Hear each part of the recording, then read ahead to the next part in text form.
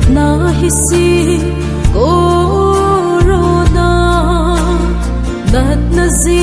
a in sung mi te ka layun lung khama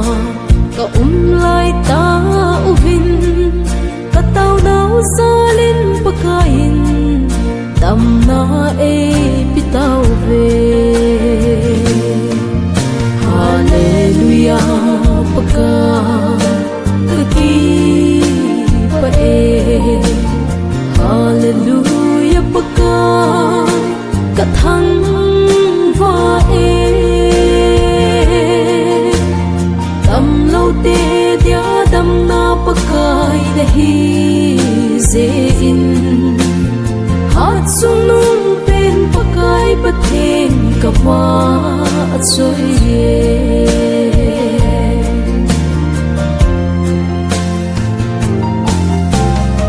o milung se thêm kuto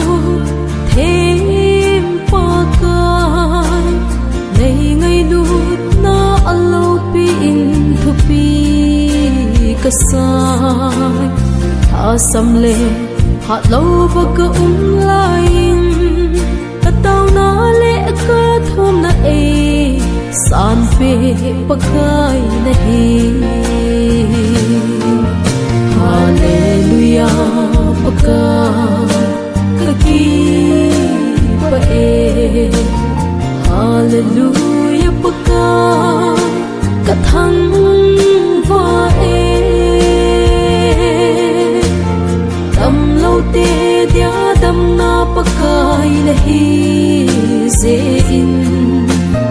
hat sung nung pen pakai pathen ka wa achoi ye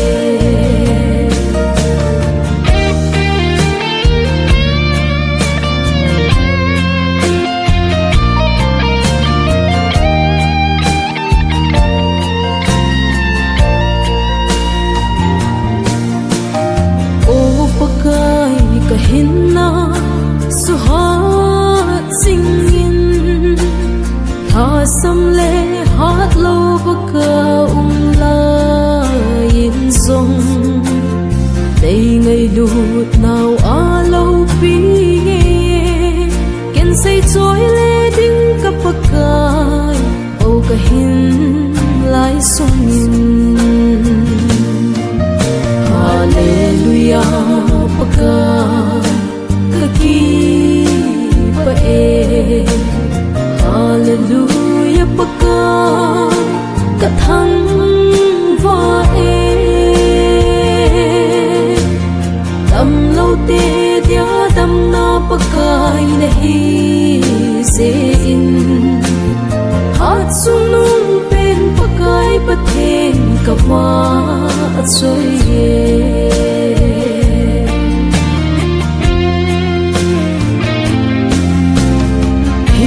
se ka phul zin na mun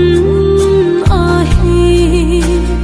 nat le sat kim gen thai na mun lei se hi lung leng vai ta ka lai in zong ei ku tu le ei ngai lu zing ka pakai nang na hi hallelujah paka ka ki pa e hallelujah paka ka thang va e tam lo te dia dam na pakai na hi ze in hat sung nung pen pakai pathen ka wa achoi ye